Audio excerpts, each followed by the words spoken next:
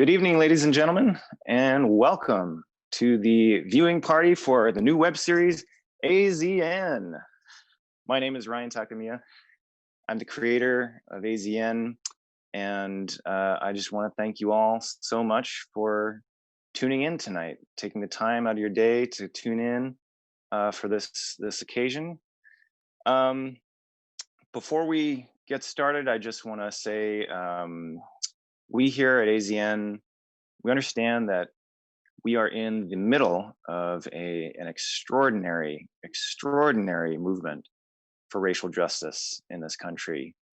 And we understand that those in the positions of power and privilege should not be at this time sort of centering themselves, whether it be national in terms of a national conversation or even interpersonal conversations.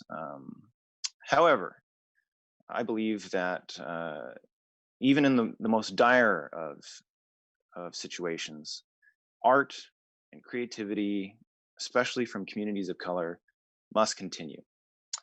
And I believe that creativity is life, and telling your story is, in a lot of ways, is survival. Art and the art that comes from that can help us imagine a new world and help us break down the structures of the old. Art, in many ways, is resistance. That being said, the episode that you're about to see is not quite that kind of art and does very little to imagine a new, just world. It's actually a lot of just sort of jokes about dating and drinking. It was written and filmed in 2019, which seems so long ago. It was a different world back then, and we recognize that. But the cast and crew of AZN worked really hard on this, and we're very proud of it.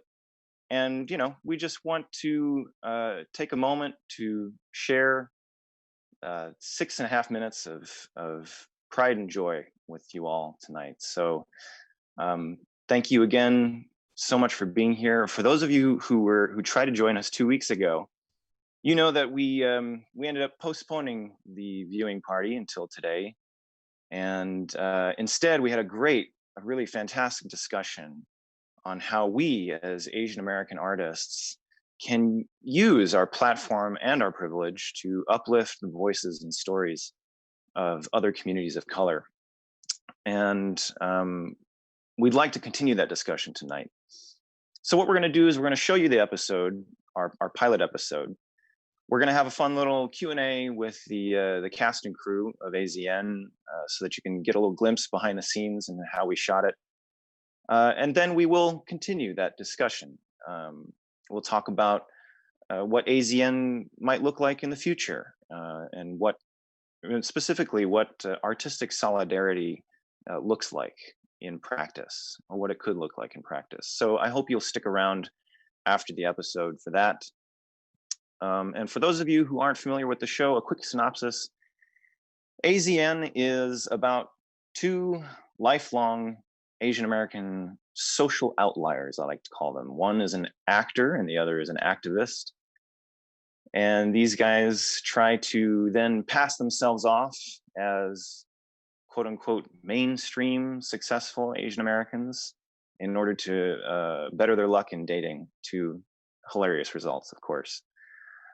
This first episode is designed to introduce you to those two characters, Ryan and Terry, and it's just to sort of introduce you to their lives and who they are.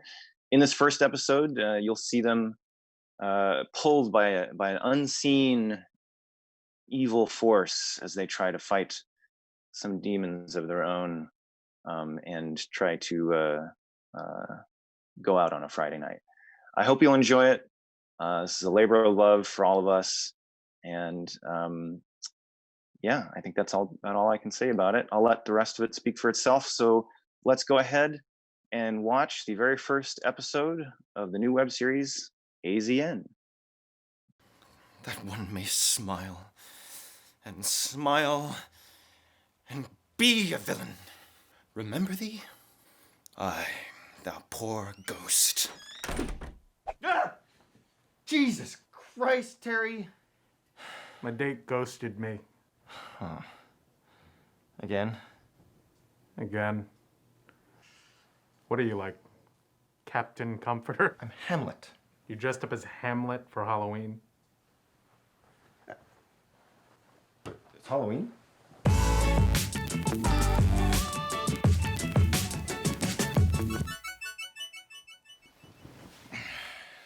Who are you supposed to be anyway? Charlie Brown? No, I'm just a ghost. Charlie Brown is a gloomy, self-hating pessimist. So why are you still wearing it? Because I can't stand the sight of myself. Good grief, just leave me alone. Aha! Look, here's something that'll cheer you up. It's James. He wants to go to a Halloween party. Nope. Why not? Do you remember the last time we hung out with James? No. Exactly. You're afraid to talk to people in real life, aren't you? No, it's women who are afraid to talk to me. It's the dating apps, isn't it? They're warping your brain. Yeah, next thing you're gonna tell me I'm like some baby who can't live without my phone. Here. Hey! Come on, let's go to James's party. You'll meet people there. Real people. Have real conversations. Yeah, but James, chaos. Look, I don't think he's as bad as you remember. That's the point. I don't remember. All right. Well, if we go to the party, you have to talk to people too. What? But you know, see, you're the one who... See who's scared now. I'm not scared. I'm not. Fine. Let's do it. Yeah, Let's meet people. let's do it. Let's go to the party, meet people. We'll talk to strangers. Yeah, talk to strangers in person, like normal people. It's normal.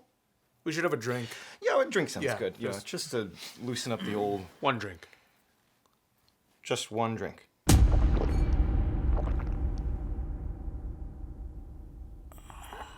Ryan. Ryan, Stop shouting. do you remember anything? Okay, yeah, I don't remember Yeah, anything. I don't remember anything either. We met some people, right? Who'd we talk to? Okay, yeah, we didn't talk to anybody. It's James. He wants to hang out again tonight. Okay. Well, just, no drinking this time. No drinking at all.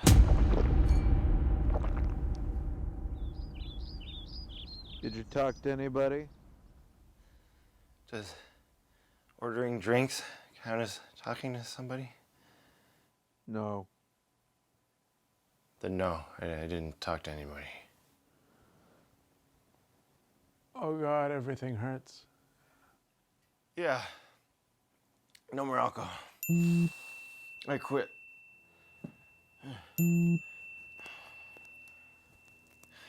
It's James. He wants to hang out.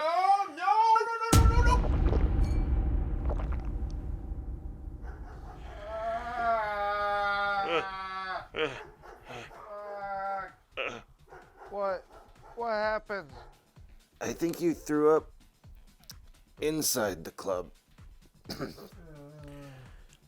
Yeah, this is all your fault. You kept putting drinks in my hand.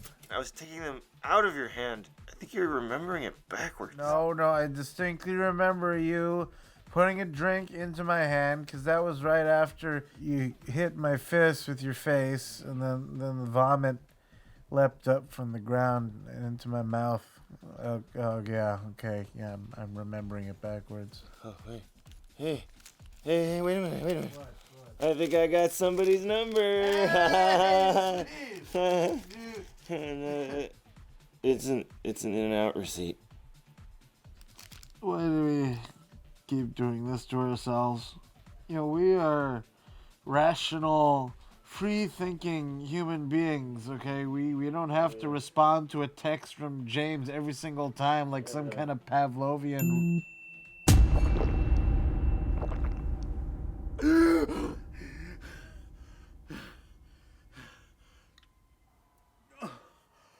I'm done. I'm done. We're done. Ryan? Ryan! Sober month, starting today. Today? Hey, listen. We drink because we're anxious. And we're anxious. Because we drink. So, starting now, new leaf, new us. Delete Tinder. Delete Instagram. Delete phones.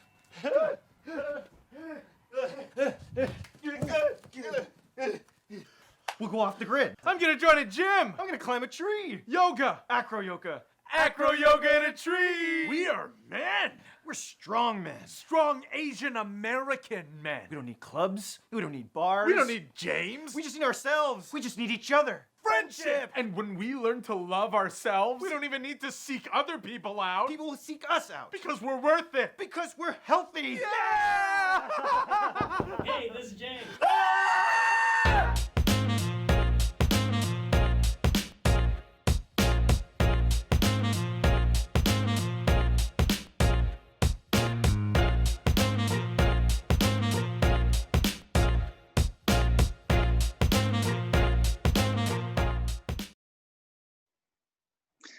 All right. So, and that's our show. That was our show. So what we're gonna do next is, in a few minutes, we're gonna have a little Q&A with the cast and crew. So if you, as an audience member, if you have questions that you would like to ask, go ahead and start typing them in now, and we'll ask the questions to the cast and crew. But while you are doing that, while you're typing in your questions, I'd like to take a moment to introduce our illustrious cast and crew here. I'd like to introduce my co-star, Phil Wong, who played the role of Terry. That's Phil right there waving. Next up, we've got Mitchell Tong, our cinematographer and editor. Looks like a gamer. Gwen Park, who is not visible right now, is our assistant director. Kenny Kamota is our sound mixer. There he is. Ankit Srinivas was our co-editor. Greg Valoria is our key grip.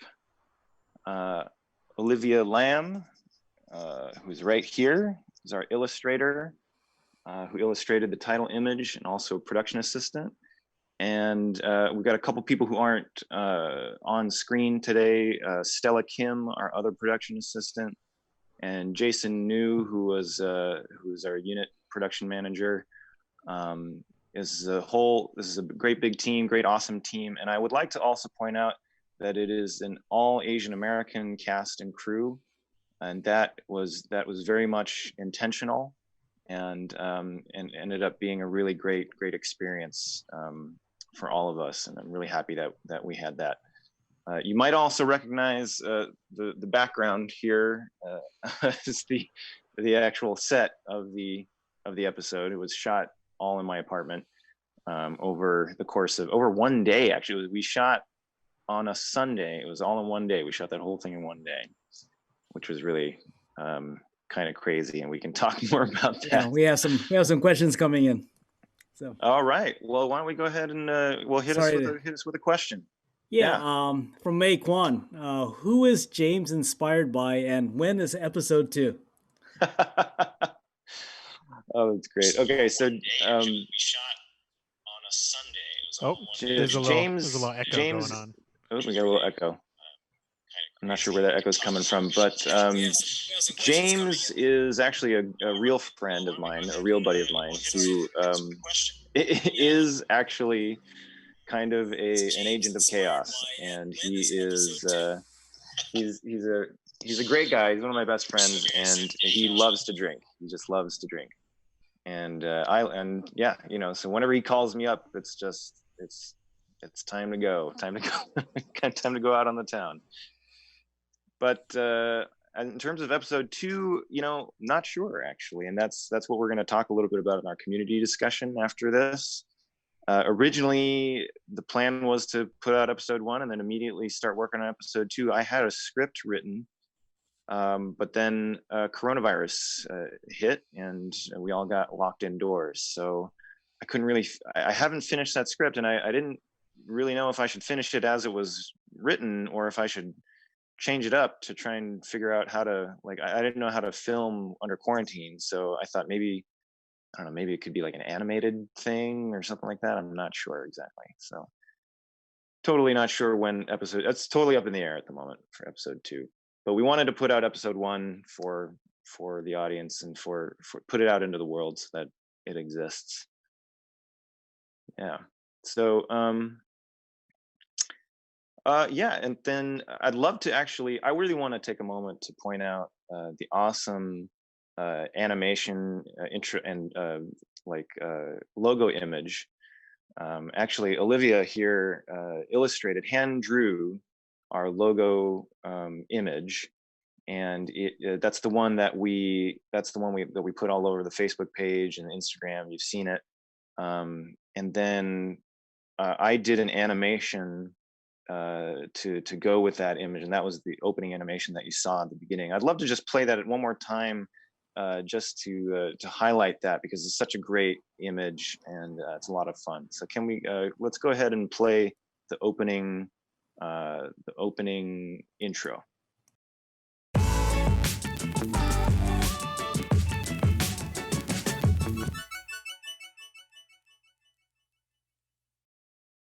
Thanks, Gwen. That was a lot of fun. That was really great. Yeah, got another question here for you if you want to go into another one. Yeah, hang on. Yeah. I just want to say that Olivia worked really hard on that, and if you haven't taken a look at it, I suggest you go to the Facebook page and take a close-up look at it, because it's all hand drawn, and it's supposed to be me and Phil, or Ryan and Terry as characters, with a handful of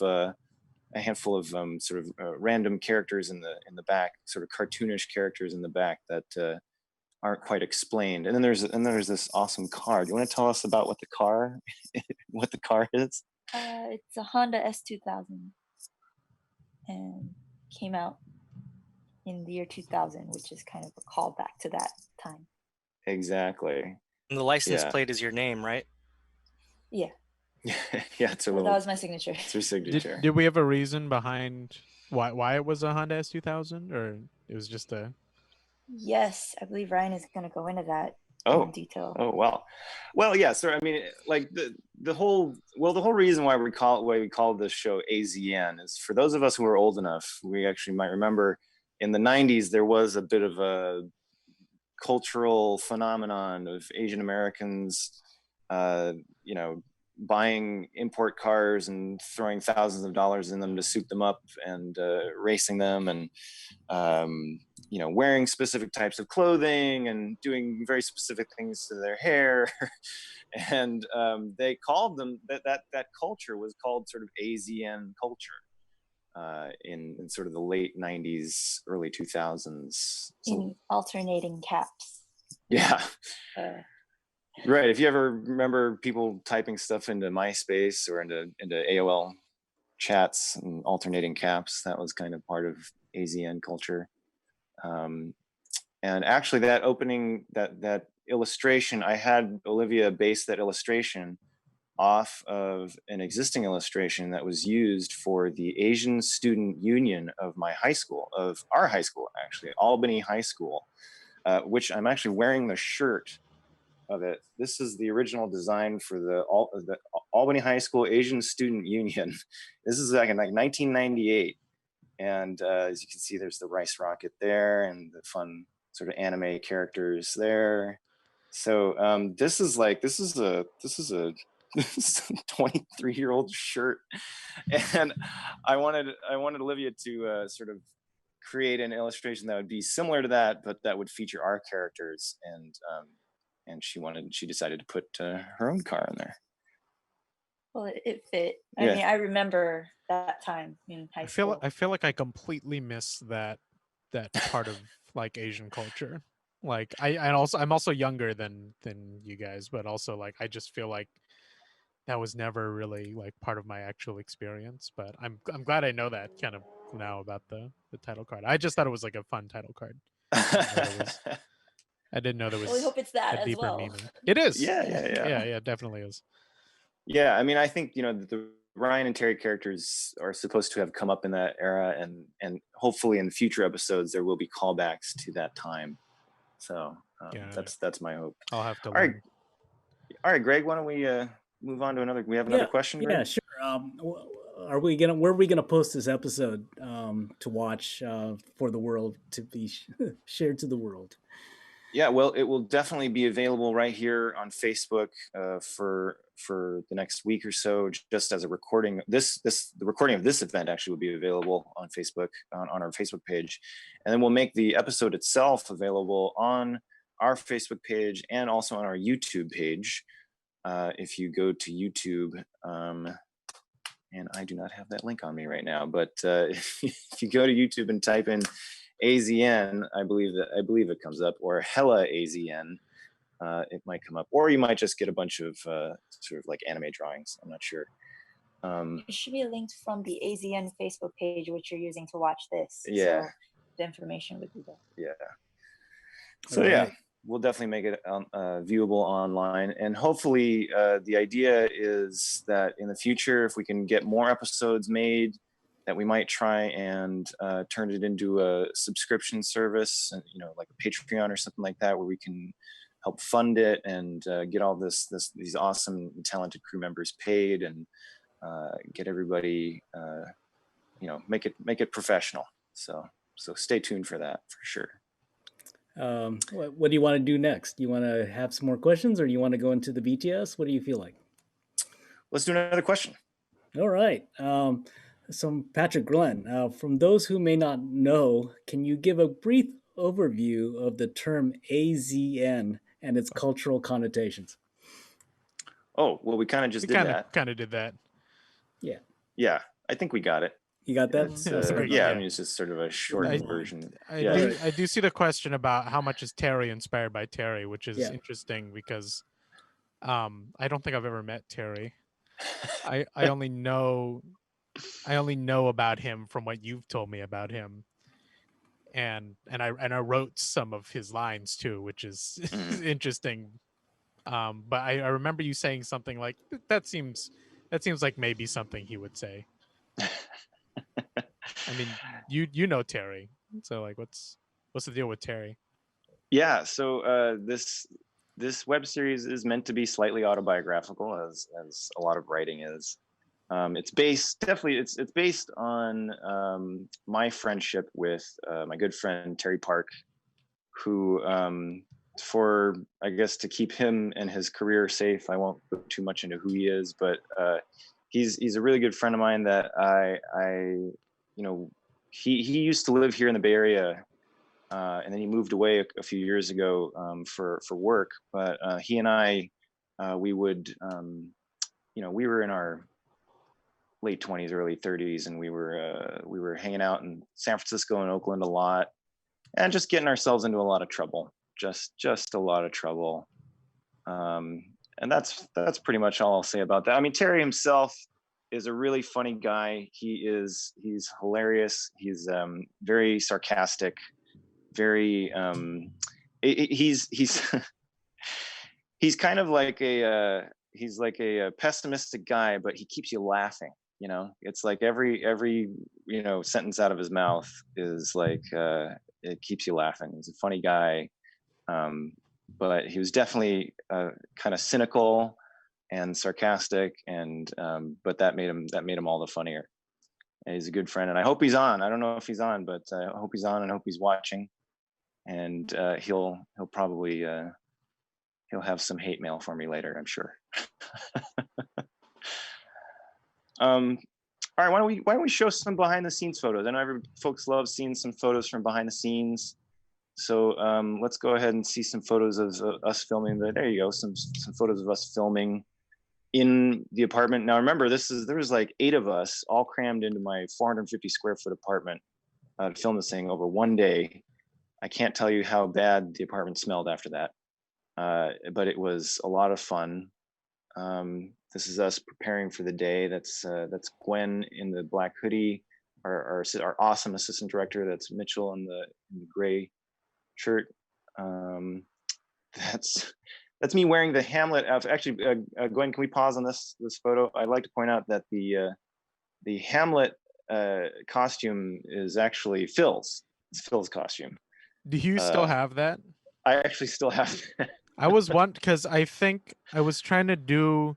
I think they were doing like I was doing like a Midsummer Night's Dream like Zoom reading, and I was like, oh, it would be great if I had. And then I couldn't find it. And I was like, oh, I think Ryan still has it somewhere in his house.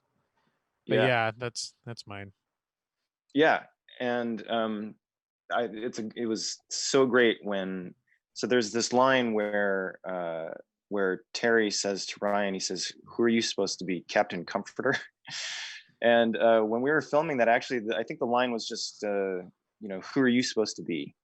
But Phil, I think you were like, can I riff on that? Can I just like?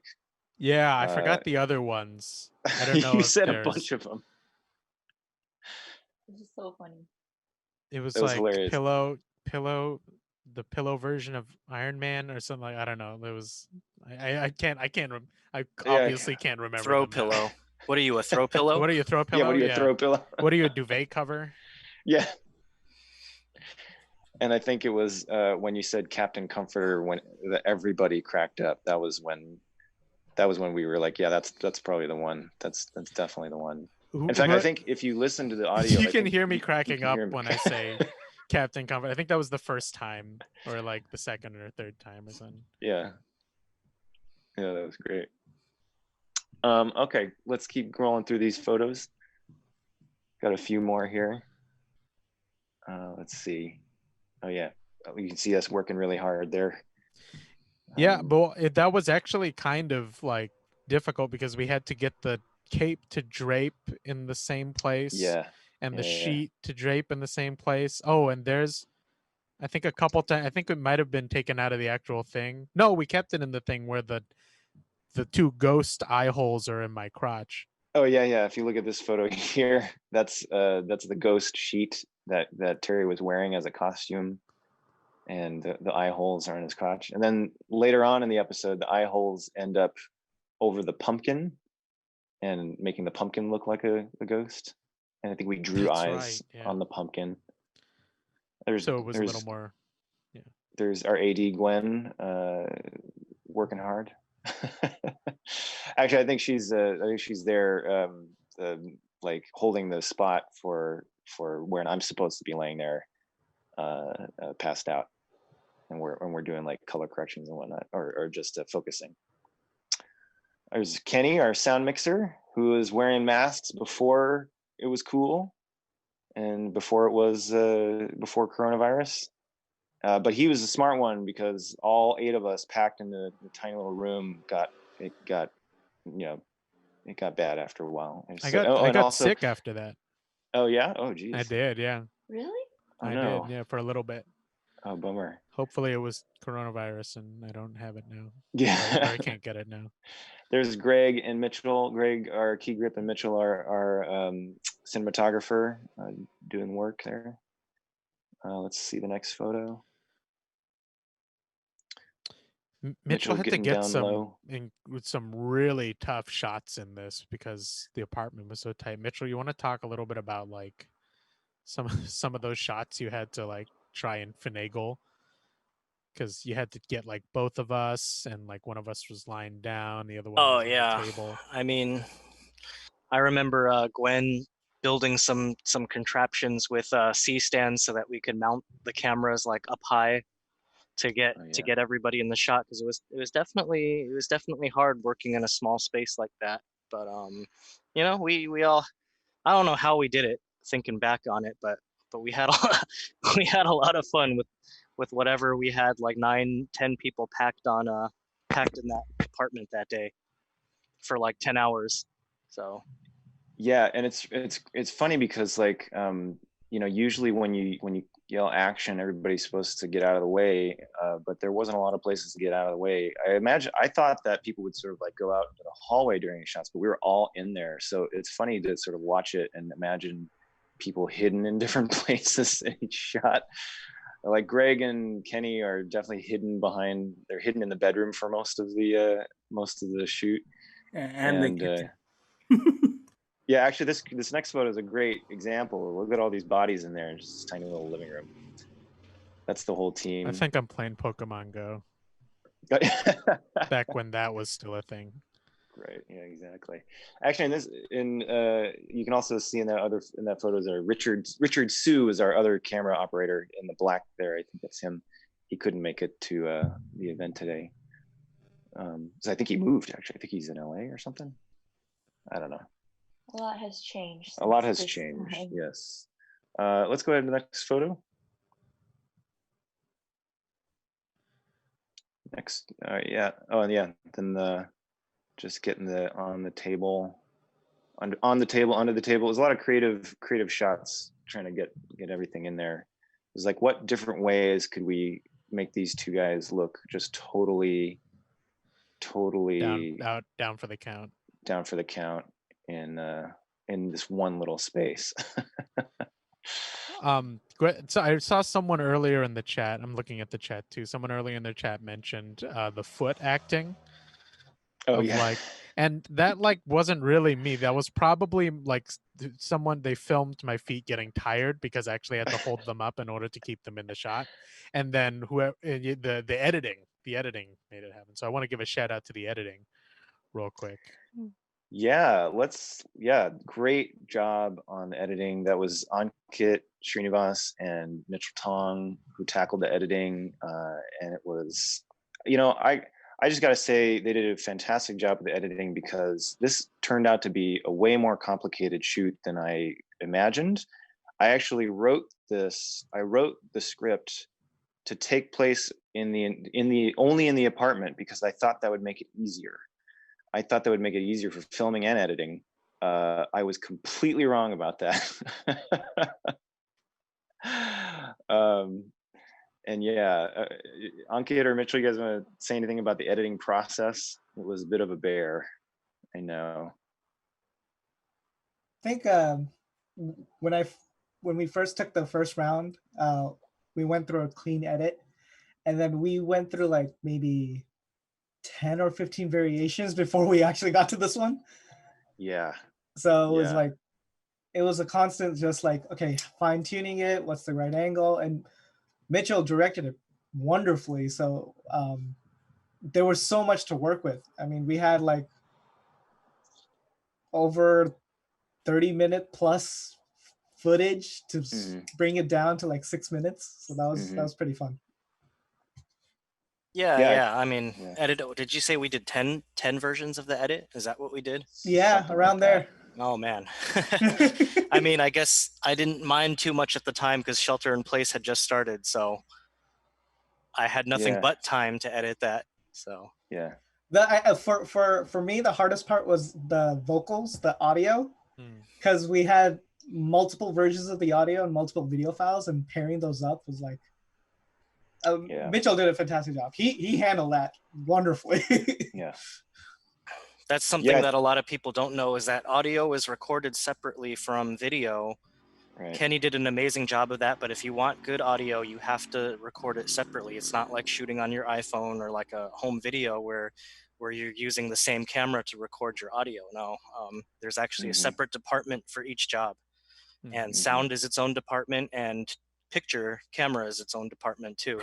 So, I want to shout out to Kenny for killing that too. So the editors are the real heroes on this episode, I think.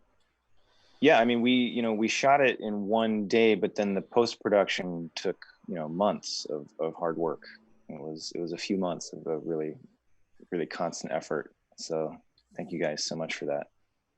We actually, I think one version was over 10 minutes long, and we were trying to cut it down, and it was hard. It was tough stuff. It was definitely a lesson in filmmaking for me. I'm actually, this is my first time really directing and directing a piece. So it was one hell of a learning experience for me. Do we have any other questions that we want to jump to? Greg? Just Kerwin's actually on, and he said he capped on your sofas. He wanted to know how much money you paid for those sofas. Oh man, ouch! That hurts. That hurts. I paid a lot of money for these sofas. No, I actually paid $0. $0 for these sofas. These actually these sofas are they used to belong to my grandmother. So don't you feel bad, Kerwin? How do you feel now, Kerwin? And although it's funny because like I don't know if my grandmother would approve of such debauchery on her sofas of us filming something so funny on her sofas, but yeah, they're actually really comfortable, so there. No other questions? All right. No other ones. Cool. Well, why don't we go ahead? Well, so thank you guys and for answering all those questions as a crew. Again, great job. I want to thank each and every one of you for all the hard work that you put in. It was, and you know, this was all, again, I say labor of love. Like we all just sort of pulled together to do this. No one got paid, and you know, we all did it in sort of our free time. These are all professionals, mind you. Professional filmmakers, and I somehow fooled them into doing this with me, and I can never repay you because I have no money. And but I want to thank the crew, Phil and the crew, all you guys, for jumping onto this project. This has been a dream come true for me. So thank you so much. Excited to keep it going. Yeah. Any last words before we move on to our community conversation from the crew? All right. So we're going to go ahead and move into the next phase of our event here, and that's where we sort of turn to our audience and turn this into much more of a two-way street and talk about the future of AZN and how AZN might look in this new world of 2020, which is it's one hell of a world. So Phil, why don't you go ahead and take it away? Sure. And I want to acknowledge too that the minute we said community conversation, the numbers started like boom, boom, boom, boom, no. boom. And I know that's a kind of a scary thing, especially right now. And there's a lot of people who are having accountability trouble and stuff like that. And there's a lot of weird fighting in kind of our own personal selves between like what we think is right and ego and all this stuff. But I'm going to encourage everyone to just, stick on if you can and just chat with us for a little bit. It's not going to be an indictment or anything like that. It's not going to be like we're not going to interrogate anyone. We just kind of want to talk about, for the people who are watching right now, like what we think kind of the place of Asian Americans are in this in this movement that's happening right now in this very extraordinary time that's going on in the world, specifically our place in kind of the liberation of Black and brown people and collective liberation in general. And I think it's pretty apropos that I'm the one talking about this because Terry is the activist character in the show. And I figure if I'm going to play an activist in the show, I might as well walk the walk as well. But so I mean, I don't want to pressure anyone in the I don't want to pressure anyone in the chat to like have to post a question or anything like that, but I'm going to encourage people, if something organically comes up while we're kind of having a conversation, I'm going to try and keep the momentum going as much as possible, because there's nothing worse than being on a Zoom call and there just being weird dead space white noise. But so I think we'll keep the conversation like with us until we see an interesting question, and then we can kind of like dive into that. But I do kind of want to make this a community conversation. So anyone who is watching the stream right now, anyone who's in the chat, feel free to put in any thoughts you have, or maybe thoughts you've had recently, kind of about like what is going on with like Asians during this big thing. And I guess I think a good place to start is always kind of from personal experience, like before we go into start with the micro before we go into the macro. And I'd say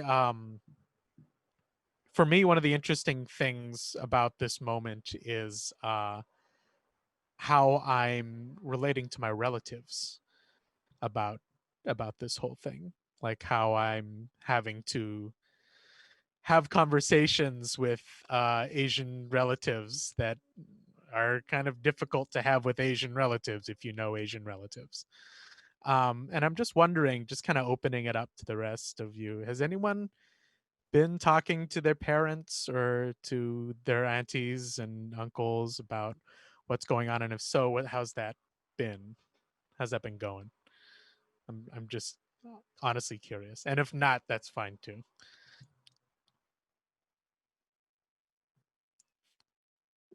Mitchell? Yeah, Mitchell. Yeah, I started having the conversation, and it was a little bit jarring to me because there was a lot of assumptions that came up when speaking to my family about these things. You know, for example, I was driving through Chinatown the other day, and I saw like a lot of Black and Latin youth cleaning up Chinatown.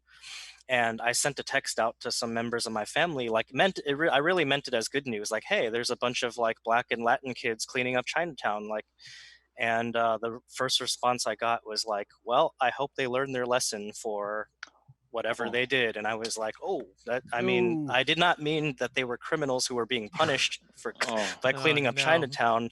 They were volunteers, right? So it was a little bit jarring to me to see that, you know, my own family members assume that just because I said there was Black kids cleaning up Chinatown, that they assumed that they were the criminals who wrecked it in the first place. Mm-hmm. So it's been tough, but you know, once I've explained it, I do believe that my family has had an open mind about it, and I've also, you know, tried to go out and make some videos to kind of show people what's going down on the streets, not just the negativity that the news portrays all the time. So you know, I do think it's important that we do go out there, because a lot of us are just in our bubbles and we only see what we want to see, and we do make our assumptions about you know, people that we may not interact with that often, which is a lot of times Black people. So you know. Thanks, Mitchell. Has anyone else even, and for those of you who haven't talked to their parents or their relatives yet, I'm wondering why. Just a question, like, why is it like a thing where just like you're not there with your parents, or like it just doesn't seem like something that would be a good idea? Just wondering why, for the people who haven't yet. Are you scared? Like that's a totally valid reason too. I'm absolutely scared of my mother. And this goes out to anyone who's in the chat too. Because I think, especially for some of us, like if we're not the ones to convince those people specifically in our lives, like I don't know if anyone will. is the crazy thing. That would be Because interesting to see if there was an episode. Like it would be kind of funny if that'd be a character interesting too. started to talk to their parents about this topic, and then it goes a funny way, and that might be like hilarious as an episode topic. I mean, like I like Ryan. I do believe that like creativity is huge right now, but also not just creativity for whatever's sake, for art's sake, for creativity's sake, like creativity that has its finger on the pulse. And so that's it. We could kind of open it up to that too. Like if we were to do another episode of AZN, keeping our finger on the pulse, like maybe that could be a premise for like another episode. Ryan and Terry talk to their parents, to their immigrant parents, about Black Lives Matter. While like, trying to stay like 6 feet away at least, right? Yeah, exactly. Or maybe even with I don't know, like, or even on a like, Zoom call, because we know how like our parents like sometimes have trouble with you know, you get this view a lot. Yeah, when they're like talking to you, they're like, like, hey, how are you? Like, how are things been going? It's like tilt the camera down. Onto you just get a big view up their like nose underneath, and it's pointing up. Oh yeah, and then it's like pointing up. Yeah. That way we don't even have to really cast anyone as the parents. There you go. There you go. Just a pair of nostrils. Yeah. Cool. Kind of, yeah, I guess adding on to the thing about kind of silence and stuff like that. I don't know, why do we think like a lot of I feel like a lot of Asian people have spoken up and are really coming to the front lines and doing the ally thing and making a difference, and standing up where they need to stand up. And I think a lot of other people are kind of being a little quiet, and I'd love to kind of delve into kind of like where we think that silence is like sourced. It's interesting. I think it's generational and cultural. Because a lot of I'm in the Japantown community, and a lot of the people who immigrated from Japan, they have a hard time kind of relating to it. I believe. And then there's the generational thing where it's kind of like we're talking about parents, right? They they they have a hard time just acknowledging it. I think at least that's what I've felt. And this has been like in community meetings, where I wanted to put a statement about what's happened, and in these committee meetings, there's this part that I don't think it's a good idea to do that, and then the younger people say, oh no, we need to do that. So it's an interesting tug of war when it comes to that. I think to add to That's cool. that, Yeah. oh sorry, like also where people live. Like if the parents live in a different place than where their kids live, and say their kids live in an urban environment where there's a lot of people, and the parents live maybe further out, maybe suburbs, somewhere quieter, somewhere where it's nice to retire, like it makes for a very different view of what the same thing that's going on, but they're in a different place. They're getting it only from the news. They might be getting different news sources, so it appears differently and affects them differently. It becomes like an urban-suburban split, I rather agree. than just a generational thing. Yeah, like on And top I'd like of the to add that I think some of the silence just comes from kind of like an unawareness or an ignorance of the subject itself. It's not that we don't want to see people do well. We're just ignorant of the topic. Like Olivia said, like I come from a neighborhood which was like 80% Asian, but it was very middle upper class, and by the time all the Asians had arrived, there was no need for us to interact with Black people, white people. We were just in our own Asian bubble, and none of this really affected us. Like civil rights movement was before our time. A lot of my classmates didn't even know the civil rights movement happened in the 1960s. When we learned about it in high school, they thought it was like Civil War era and things like that. So yeah. There's a and comment that adds to that. I just want to make sure this doesn't get missed from Sean Fenton. Yeah, that's who knows Sean Okay. Fenton? I know Sean Fenton. Wow, his face is so big on our screen right now. Yeah, he says many Asian American family and friends I talk to who aren't arts in our arts and activist circles and have little contact with Black and brown folks are sympathetic but get stuck in at the respectability politics / protest but do it peacefully stage. That's super real. The good news is that there's been some progress. Formerly anti-Kaepernick folks now saying Black Lives Matter, but it seems there is only so far I can effectively push. They aren't going to be radicalized anytime soon, and I think that's awesome. Thank you so much for putting that out there, Sean.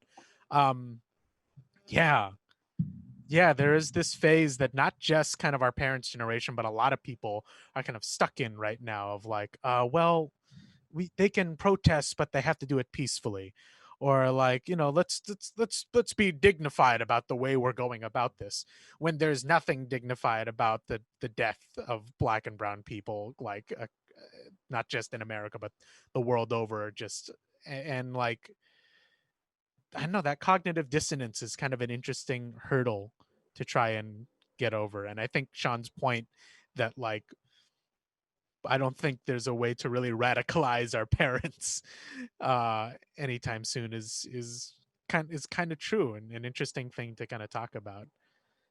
If we were to do something like that, it would take a lot of it would take a lot of elbow grease, to say the least, and a lot of Yeah. digging in.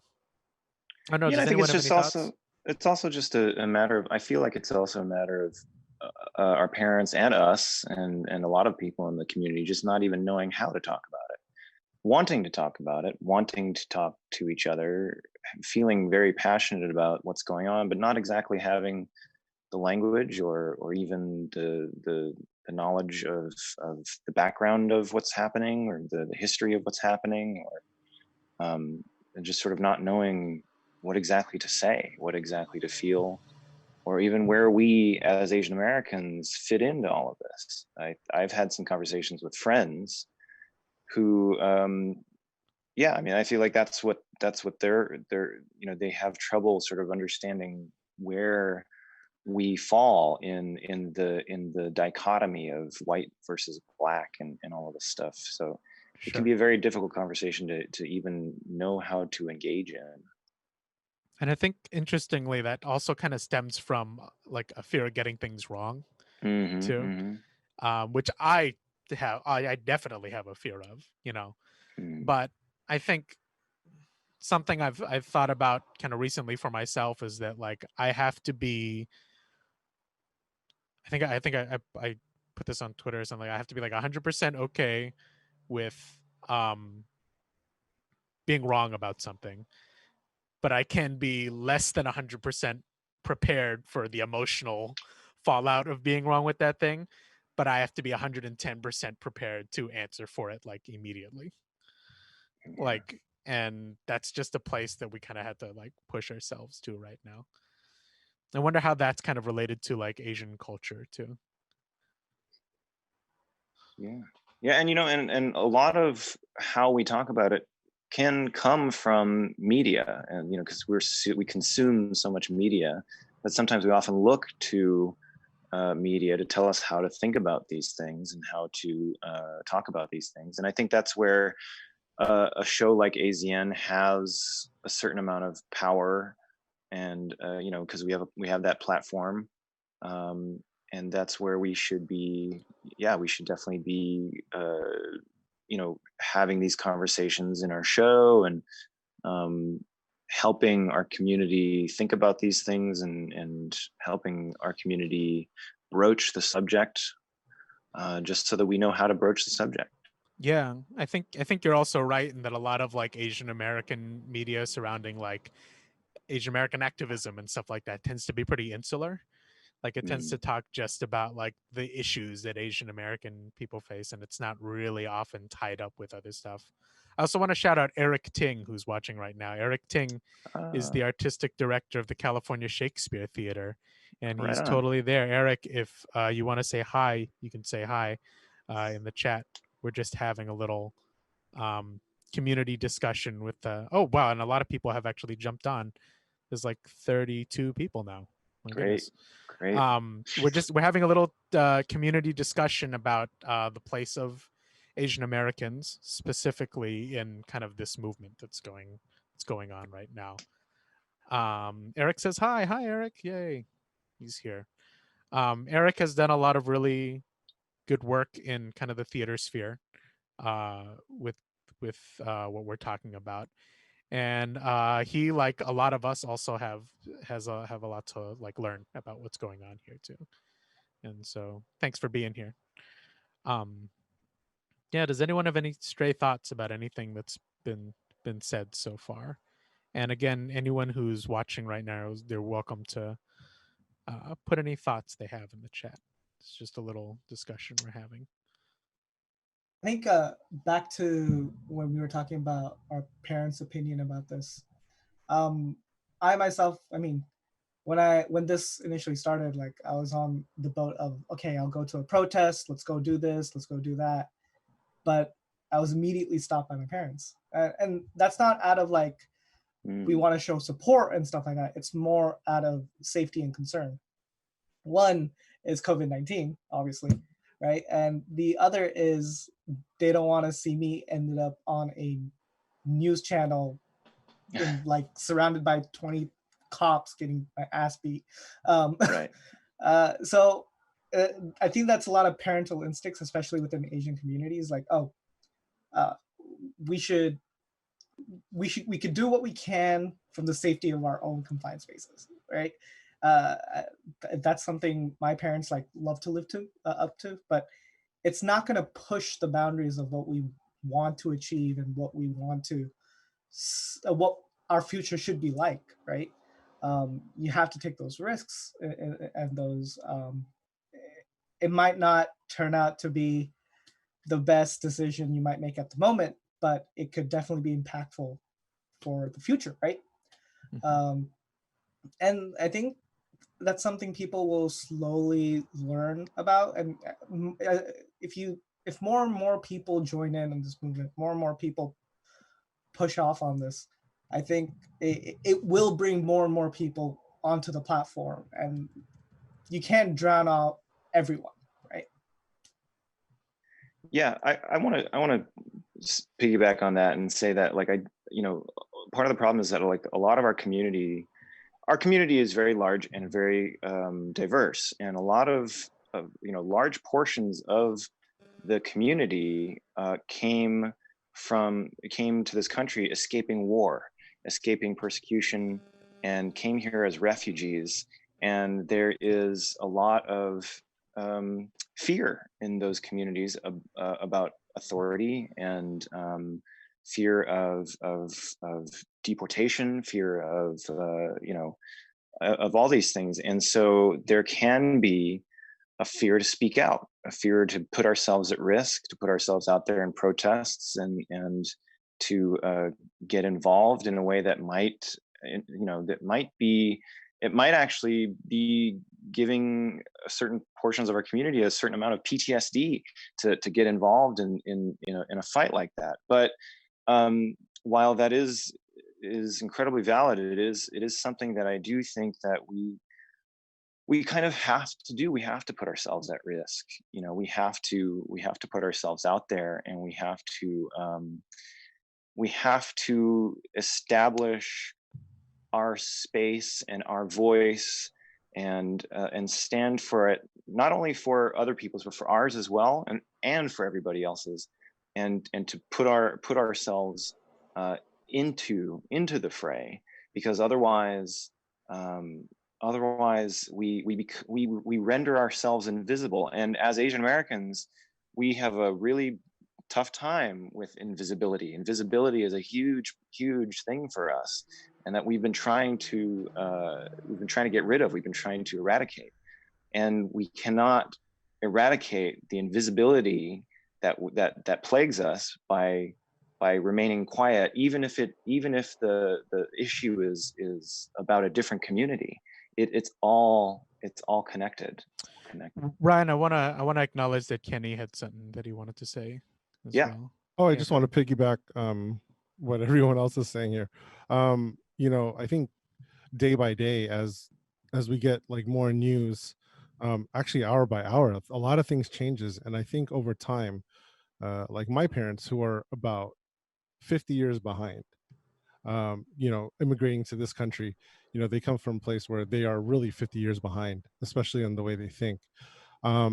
We've had conversation, but right now, me as a parent, explaining to my 9-year-old is the perfect opportunity to actually set things straight, because there was a lot of things that did happen when I was growing up. And I think, Ryan, we grew up in the 90s, and there was a lot of things my parents didn't explain to me, and I just had to figure out. But now I know as a parent that I have to explain it the way it is, and not just let my kid figure it out, but I have to be there to guide my kids. And I just wanted to, also the struggle of trying to explain it to a 9-year-old, is, and well, my 3-year-old doesn't understand, but just a 9-year-old, it's she asks questions, and hey, why is this happening? Why is this happening? And I didn't realize, I think she hasn't really connected and realized the color of her skin yet.